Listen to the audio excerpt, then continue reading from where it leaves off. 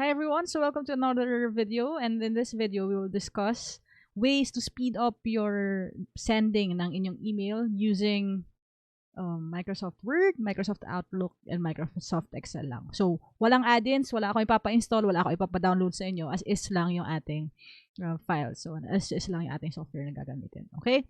So, if you're new to this channel, please like para makita ko kung talagang nagkakaroon tayo ng learning experience together.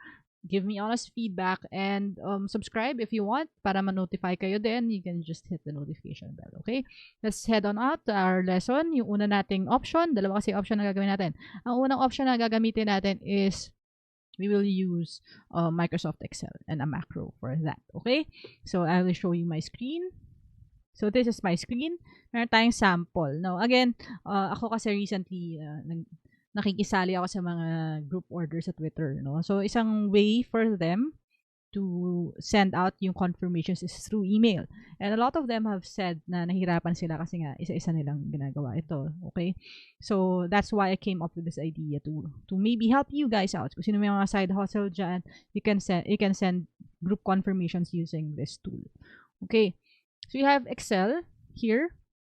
I will show you a code that I use for sending out yung ating file sa ating mailing list. Kasi sa ating group, sa ating page, meron tayong mailing list where I send yung mga supporting docs ng ating lessons, no? So, we have columns here. So, yung first column natin would be yung ating email address. So, dito siya. Ito yung to niya. The second would be the CC. Okay, yung CC ay basically yung makakatanggap din sila ng email pero hindi sa kanila naka-to. Pero they will also receive a copy of the email. Then we have the subject line sa ating third column. Yung fourth would be the body of the email. Ito yung mismong laman ng email. And the fifth or last column is the attachments. Okay? This is a good way to send out emails kasi what this will do is it will protect yung visibility ng inyong list of emails. Hindi makikita nung customer 1 kung sino pa yung ibang customer na bumili. So, it protects the privacy ng inyong mga customers or yung mga recipients natin ng data. So, we have our attachment here.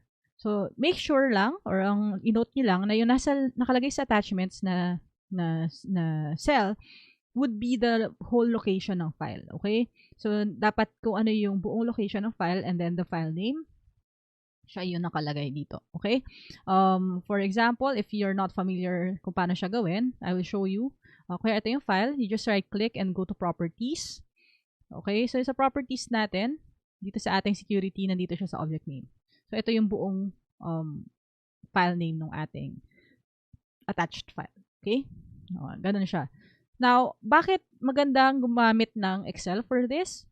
Kasi example lang, no? In theory, if for example, you're sending files na meron siyang uniform na naming convention. Kunyari, itong files na to ay sa employees natin, last name, underscore yung employee number. Kunyari, marami ka employees, marami yung ating file. You can use the concatenate or the end tool sa Excel to combine that. So, you can see here, kung ganyan yung pagkaka-name ng ating mga files sa folder, ganun siya. And then, kung marami ka names, just copy and paste yung ating formula, di ba? Copy-paste mo lang siya pababa. So, you will not have a problem naming or identifying yung files. And then, paste na lang natin siya dun sa ating tab kung saan nandun yung ating working na columns. Okay? So, that's one way to do it. So, I'll show you the macro. Pero, before we go to the macro, I would like to share, kasi I get questions like, paano po kung hindi naman Outlook yung aking email? Okay, if I use Gmail. It's very easy actually. You can just go to your Outlook and instead of using or linking yung Outlook na email, you can actually use a Gmail account. So, ito nakita niyan, mikochubby@gmail.com. So, ibig sabihin, yung Gmail account ko, nakalink siya. So, I can use my Gmail account then to send. So, it doesn't matter. As long as you enroll or add nyo na sa account ninyo, sa Outlook, yung Gmail account is okay. Kung Gmail man yan or Yahoo siya, okay? So, we have our file here. To go to our code, you can go to Developer tab, click yung Visual Basic, or go to Alt F8. And you will see dalawa yung ating macro. Yung isa, ito yung create drafts. Ito yan, yung draft. Yung pangalawa is send. So I will just go to edit so I can show you the code that we have. Okay. The first one is just for creating drafts. Okay. This is our code. You can see here, yung pinaka critical part niya is itong portion here. Okay. So yan. Kasi meron lang tayong offset. Yung offset natin, yung second value is yung offset niya from the first column. Okay. That is why yung first column natin, as I showed you kanina, is the email address. Yung second, yung CC. Yung third niya is the subject. Fourth is the body. Fifth is kung nasan yung attachment. Column ito. Diba? And then, ito yung last nating action. So, dot display. Ibig sabihin, it will just show you the draft. Niya isi-send. Okay? Now, if you want na isang click, within one click, it will send your file. You can just replace yung dot display with dot send. And kapag kinlik mo or inactivate natin itong macro na to, it will go straight to Outlook and send our file. Okay? Another way to make sure that it works well, na walang delay, is to have your Outlook open in the background para hindi niya na i-start up. Para sure ka lang din, you can double check kung ano yung default na naka-open na mailbox na default niya for sending. Okay? That's good practice lang. Okay? So yeah, if I click create drafts, you can see meron siyang create na sample. Ayan, dalawa yung sample niya, no? Kasi dalawa yung address na nakalagay doon. We have this, and the attachments as well. Okay? So, create niya lang as draft. This is good kung gusto nyo na mag-manual na i-check nyo pa, no? Bago nyo siya i-send out. That's one way to do it. So, you can see here, order 01. Ito, isa order 02. Kasi yun yung nakalagay sa subject natin. Again, if you're an online shop or something, tas meron kang mga series na ng codes, so you can use formulas to make sure na tama ito, diba? Ganun siya. And if gusto ko naman i-send na siya agad, I'll just click send email. And then you can activate that. Tapos masisend na siya directly. So that's one way of doing this. This is actually using a macro sa inyong Excel. Yeah, and it works really well. Another way to do it is to actually use just Microsoft Word. Pero here, ang kailangan naman natin, in terms of an Excel file, I prefer using then an Excel file na meron tayong table. So, in this case, meron akong Excel file na may table siya. First column is address, second is name, first name, last name. So, sample data, ito yung ating basis. So, we have our letter template here. Okay? Ganito yung itsura niya. Let me just show you. So, meron siyang formatting. Tapos, meron din siyang meron siyang pictures na merong hyperlink, no? Again, this is good if you have like mailing lists. Tapos, you practice, pag nag-involve ka sa something like affiliate marketing, or maybe you're sending out price lists for your brand or your product lists for maybe sponsorship. Something na merong mga graphics, ganun. Kasi sa kanina nating option, kung pag mainly Excel lang, wala tayong option to insert this. It's very tedious, no? Kasi nga, per cell, isang body. So, mas maganda, dito tayo sa Word kikilos. Dito tayo mag-format. So, we have our formatting here. And ito na yung ating file. So, you can see, ayan, go to mailings lang tayo. Meron tayong video, by the way, on mail merge. So, lalabas yung card dyan. If you haven't seen that, you can check that out para mas ma-familiarize kayo dun sa basics na mail merge. But in this case, we will send emails. So, what we're gonna do is start mail merge lang. Select nyo lang email messages. And then you can select recipients. So, when you select recipients, you can type a new list na maglalagay kayo dito ng name, ganyan.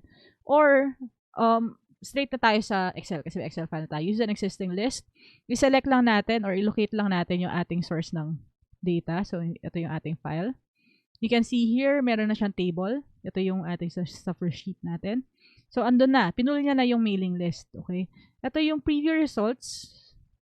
If nakatoggle yan in or on or off lang, no? Pag naka-off siya, you can see meron tayong merge field. Ang merge field natin, meron siyang dalawang brackets na to modify that, nandito yan sa insert merge field.